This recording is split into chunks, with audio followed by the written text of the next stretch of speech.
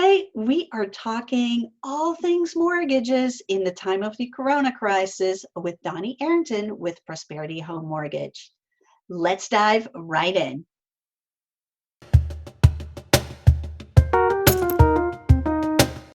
Hi, I'm Daphne Bousquet, your local realtor with Fayette and Peachtree City Homes and Lifestyles for Berkshire Hathaway Home Services Georgia Properties. On this channel, I share all things Fayette and Peachtree City, the fun things to do, the golf cart paths, the homes, the lifestyles, and tips for buyers and sellers. Today, we are talking all things mortgages with Doni Arrington and with Prosperity Home Mortgage. New videos come out every Monday, so be sure to subscribe and ring that bell so you don't ever miss one. Okay, welcome, Doni. Thank you so much for joining me today because we have a lot of questions about where we are in the mortgage world right now, what is going on. And Kate, maybe you can tell us a little bit how the current shutdown and this COVID-19 has affected the mortgage industry and Prosperity Home Mortgage as a whole. Yes, absolutely. Well, hey, thank you for allowing me the chance to come on and talk with you a little bit. I appreciate it. It is definitely a challenging time in the mortgage business. I will tell you, as most people realize, what has really caused the disruption is when the Fed came out with a stimulus package a couple of weeks ago regarding COVID-19. One of the biggest takeaways that the mortgage business took from that was that they offered forbearance for people who qualified for up to 12 months.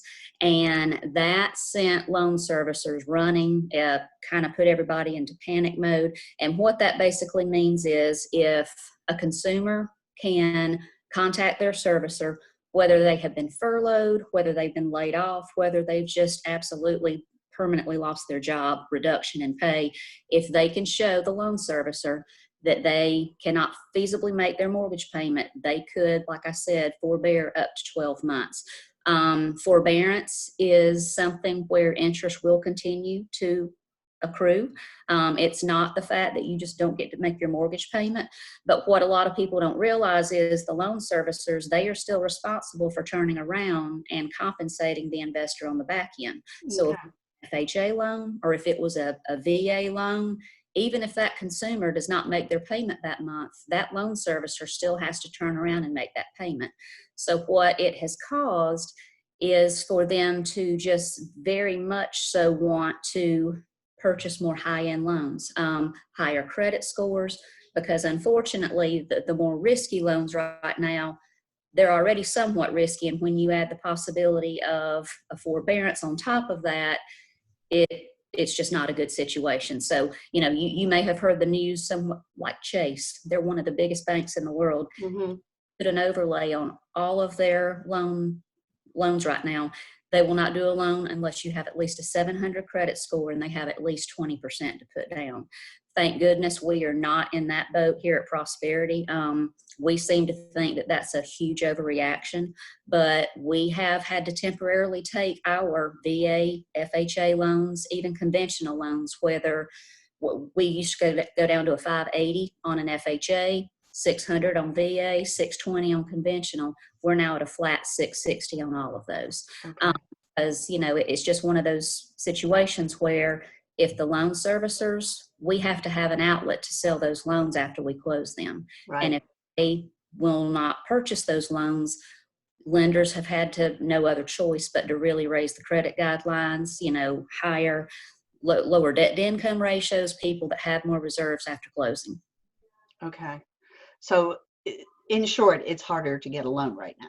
It is, definitely. Okay. Yeah, it is. Now, I will tell you, people who have higher credit scores, lower debt to income ratio, they have reserves after closing, those people, for the most part, are still absolutely fine. Unfortunately, it has most affected the more credit challenged, some of the people who were looking for 100% financing, who didn't have a payment. Right now, those people are probably just going to have to wait until a lot of this is over. Unemployment numbers start to, get more in line with where they should be again, and hopefully guidelines revert back to where they have been, historically, because right now it's going to be very hard for your more credit challenged people with no down payment for sure to get financing. Okay. Yeah. Gotcha.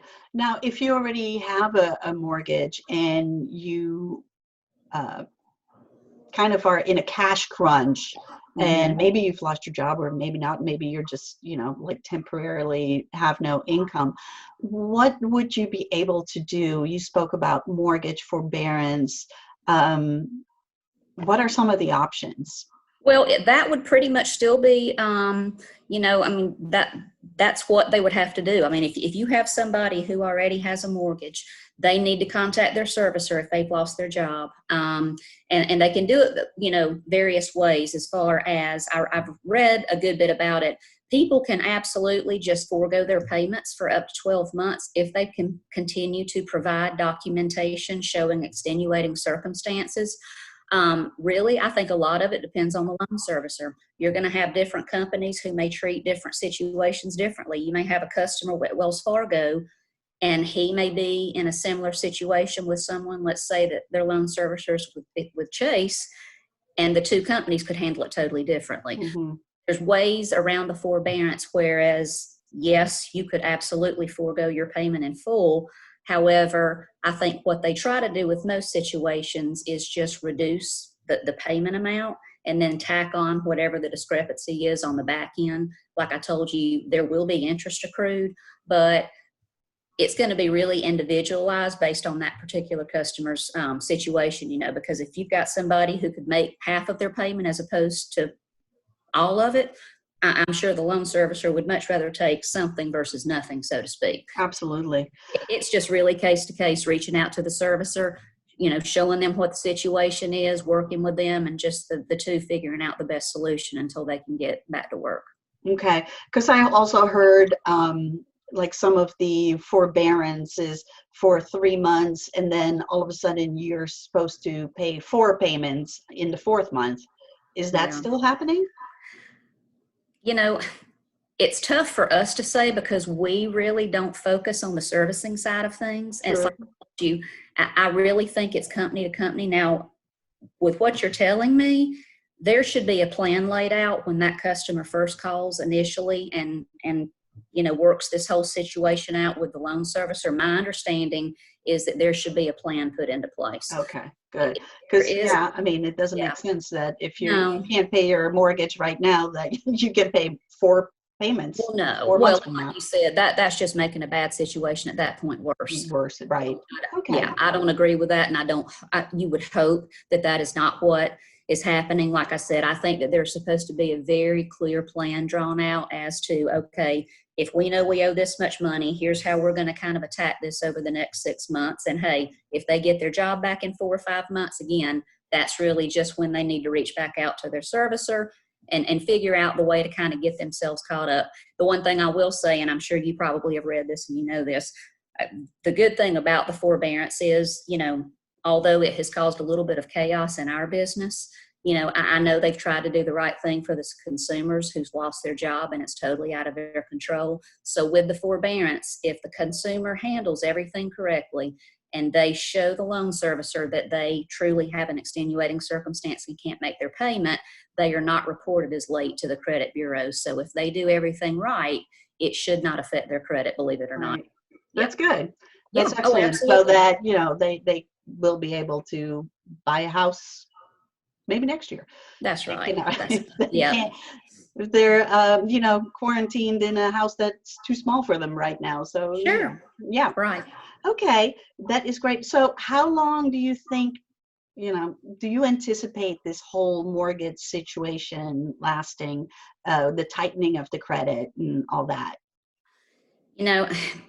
We've talked a lot about that with management.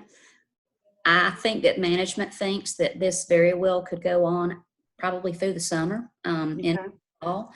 Again, Daphne, it really depends on the unemployment. I mean, as soon as we can get people back to work and we can kind of get people slowly filtrating back into the employment situation, people are, they've got their incomes back.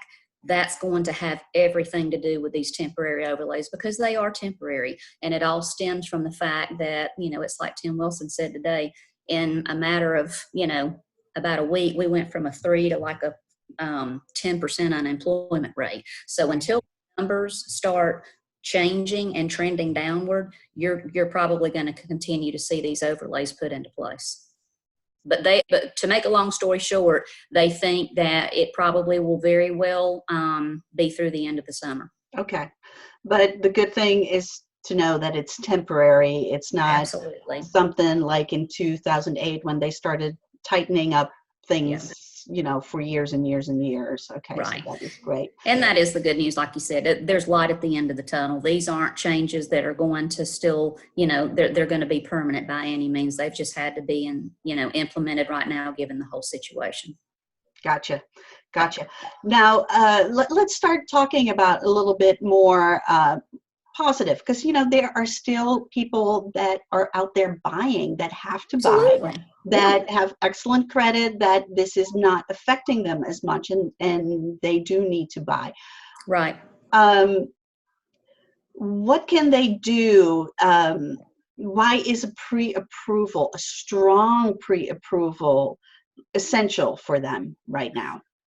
Well, a strong pre-approval is crucial right now in the fact that, in a normal world, so to speak, you can do manual underwrites on loans. And I don't want to get too far into the whole underwriting piece of it and confuse people, but basically all of your loan programs are run through an online underwriting system called DU. It's Desktop Underwriter.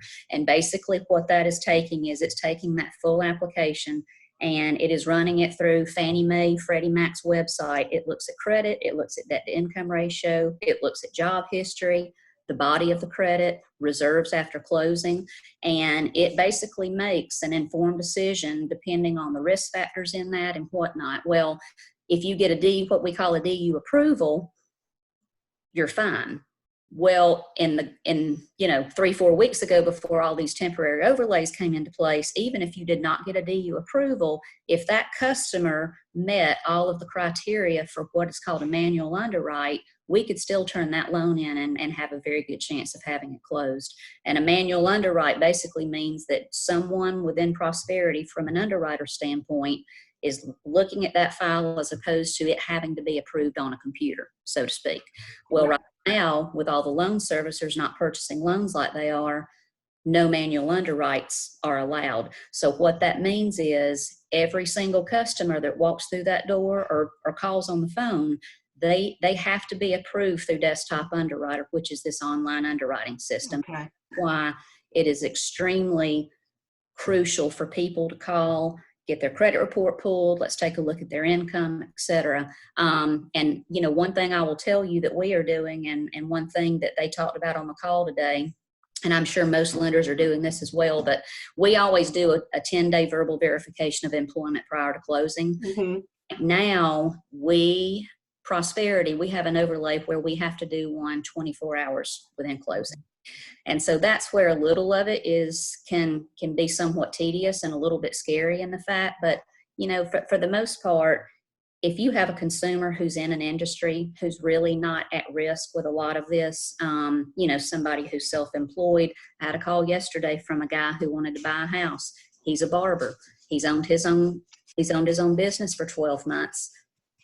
He couldn't do anything anyway, unfortunately, because he didn't have a 2-year history. But even if he did have, we wouldn't be able to do anything for him because right now he's not working. Right. So that's where also the strong pre-approval comes into play as well. And, as bad as it sounds, a lot of it, your strong pre-approvals are just going to be, jobs that are absolutely pretty much set in stone right now. Your nurses, people who are still working. So it's very important to also talk to the consumer up front, just to make sure, is there any, have you heard any rumblings, any information whatsoever that would lead you to believe you have, you've got the opportunity in 3-4 weeks where this could happen to you because you just don't want to get that far down the road.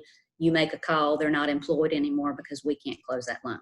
Right. And from a realtor's standpoint, pre-approval, especially now, is so important because, people don't want the so-called looky-loos in their houses. They want people who can actually buy the house. So strong pre-approval from that standpoint is essential, because otherwise you're not even going to be able to even look at a house, because no realtor will let you let you into their listings. And understandably so. But yeah, you're absolutely right. A strong pre-approval right now is going to be huge in the fact that you know that you not only have a willing and able, but you've got a viable borrower who can most definitely go ahead and close on that loan. Okay, and one last question, because I really want to know: is it still a good time to buy from an interest rate standpoint? Absolutely, yeah, and that's what I there seems to be a lot of negativity, a lot of panic, a lot of fear right now. But hey, you still have, let's just say the unemployment rate is at 10%. That means you still pretty much have 90% of our economy who have jobs, who are able to. And I mean, rates right now, with credit scores, I would say over about 700, you're looking at 30-year fixed rates in the low 3s.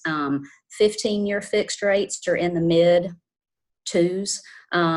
It is a fantastic time to buy. And, one thing too that I think a lot of people have gotten the misconception about is that people have to have 20% down now and whatnot. Well, your jumbo loans have been greatly affected as far as credit scores go. And just as a follow-up, a jumbo loan is anything over $510,400. Mm-hmm. So you have a sales price and you have somebody whose loan amount's going to be more than that, they do have to have 20% down, whereas 6 months ago we had a jumbo program that would let you go up to 97%. Wow. So jumbo loans have been affected, but your normal everyday run-of-the-mill products such as conventional FHA, you can still do a 97% conventional loan if you're a first-time home buyer, so 3% down. Again, if they've got very good credit, they could have a 3% down loan with a interest rate in the low 3s. So to answer your question, absolutely, it is still it's actually a wonderful time to buy. Really is. Great, and especially since there's fewer buyers right now, it might be even a better time to buy. Absolutely.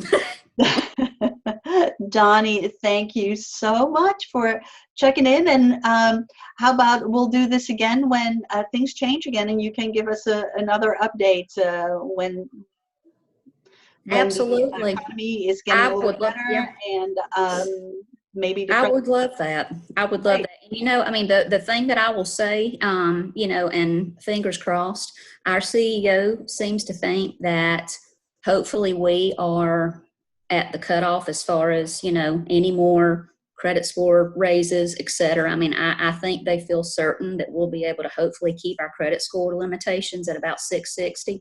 And like I told you before, Chase is about a 700. Other lenders are at 680. So, if you do have someone who doesn't use Prosperity, hopefully that's not the case. But if you do, that they just need to make sure that it's absolutely a concrete deal and that they meet those new overlays, because it's gonna be a very challenging, difficult time the next 3-4 months, and you just need to make sure that whoever your consumer's working with from a loan officer standpoint, they know their stuff. Well, Doni, I will put your contact information down in the description, but maybe you can give them a quick way on how people can contact you. Yeah, I'd love that. They can, go to my webpage, which is www.DoniArrington.phmloans.com. And so if they go online, they can apply online. There's a big apply now button in the middle of the screen. I can't miss it. And it'll walk them through the user-friendly questions needed to get their credit report pulled, information on their job, income, etc. And of course, that's kind of the pre-approval piece of it. But a lot of people like to talk a little bit first, let me just kind of give you my scenario. What do you think that you would have to offer me? And of course, anything like that, I love to talk to people. So give me my cell phone number. It's 794-0512, and I'm always available and to talk as well. That's awesome. Well, thank you so much, Doni. I really Thank you. appreciate it. We'll talk to you soon. If you like this video, be sure to give it a thumbs up and subscribe to this channel. Ring the bell so you never miss a video. New videos come out every Monday, so I'll see you next week.